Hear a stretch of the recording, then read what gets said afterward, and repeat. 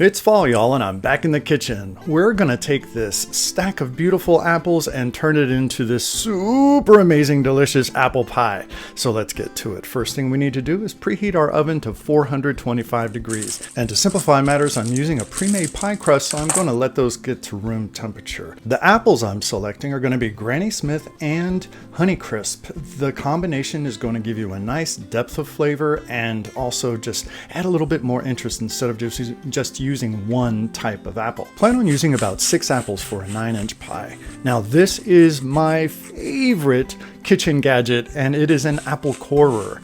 It makes making apple pie or anything with apples so super easy. All you have to do is plunge the apple corer into the center of your apple and the core comes straight out, simplifying the coring process of your apples. It's so easy and wonderful. Next, we have to peel the apples, and this is kind of like, I don't know, just call me crazy. I don't know if you try to do this too, but when you're peeling apples, I like to try to challenge myself with peeling one apple with one take, so to speak, trying to get the peel off all in one deal. I'm rarely, if ever successful, but it's a game you can play while you're doing this. Anyway, next, go ahead and cut your apples to about a 1/4 inch thickness. And you want to kind of try to make sure that all of the apples are about the same size so that the cooking of the apples is nice and even and consistent instead of having some apple slices that are a little bit more done than others. Place it all in a bowl, and then what we're going to do is make sure you give your little buddy a little treat because he super loves apples. He is such a fan. He likes a lot of fresh fruit and vegetables. All right. Also, take about half a lemon and squirt that or squeeze that over your apples and stir that up just to coat them so that they don't turn brown while you're doing the rest of this process.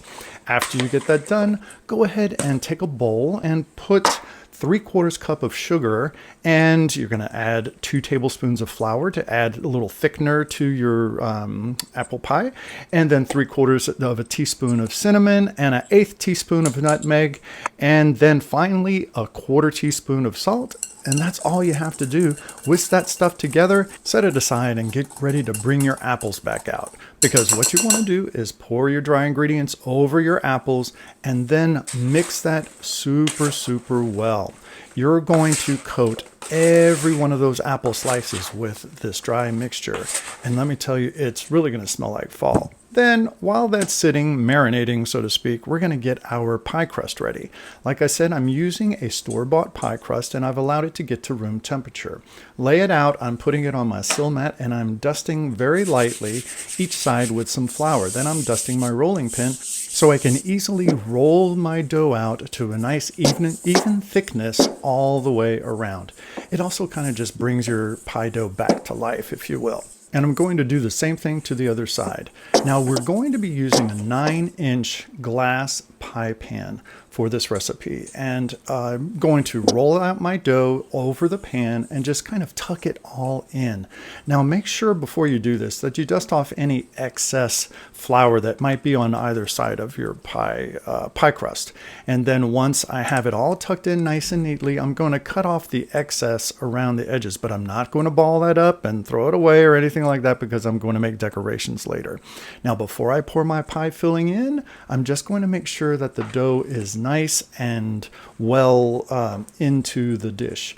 Now then, all you have to do is pour your apples in, and I know it's a lot of apples, but trust me, you can get them all in. But watch out because, whoops, one might drop out, but you know what? That's one for the cook. And let me tell you, it was so delicious. It's so good. This is going to be a great pie. All right, now it's time for the top crust. So you essentially just do the same thing that you did for the bottom crust. Dust it a little bit, roll it out a little bit, and then do the same thing to the other side, and then dust off any excess flour that you may have before you place it on top of your pie. I gently place this over the pie, making sure that I overlap the outside with the crust. Then I tuck in all of the edges. Now, I think maybe I did a little bit too much tucking in on the edges because I didn't really have enough to do a nice crimp on the outside edge. But you know what? I'm going to call this a very rustic pie. So what I did from there was I cut out some leaves that I was going to place on top. Now, I am not the best artist. I have some artist friends who are super amazing, and I'm sure they could do this very, very well, but I tried. Anyway, make sure to cut some slits in the top of your pie crust to allow steam to escape so that you don't essentially, boil your pie in its own juices, but the steam can come out and you don't have an exploding pie. And here's my artistic creation. Not so great, but I'm dealing with it. Now I'm going to take a line of cookie sheet, a baking sheet with foil, place the pie on it so in case there's any juices that escape, it'll just go on the foil. You're going to bake for about 40 to 45 minutes. Now while that's baking, I'm going to prepare to make a little tent for the outside edge of my crust. And all I'm doing is I fold the foil and then I cut into one of the corners to make a hole, and I'm going to make sure that that hole is bigger whenever I put it on the pie, of course. Do this after it's been baking about 20 to 30 minutes just to keep the edges from burning. Then place the pie back in the oven for its final 15 minutes of baking time and sit and enjoy how beautiful your house smells. And then here is what we have. This pie, it smells so good and it is beautiful. It's very rustic looking because that's the way I made it, but you can make yours however awesomely designed that you can. Look at the steam coming up. It's just, and it smells divine. But let this thing cool for at least 1 to 2 hours before you cut into it, because if you don't, it's just going to be a juicy mess and you're not going to have a nicely served pie. But after you let this cool, see, I have it cooled enough that I can even touch the pan, and so it's not burning my hand. But look at this. That is an amazing looking pie, and it tastes even more delicious, you'll see. As for serving suggestions, you can serve the pie just as a pie on a plate, just like this, or you can put some ice cream. Vanilla ice cream is so delicious, or even some caramel sauce. That's another good recommendation. Actually, I tried it and it was superb. I cannot emphasize how easy it is to make this pie, and just look at that beautiful store-bought crust, which is perfect, and the taste is divine. I love having the combination of the tart apple with the sweet apple. It just really adds a lot to the flavor.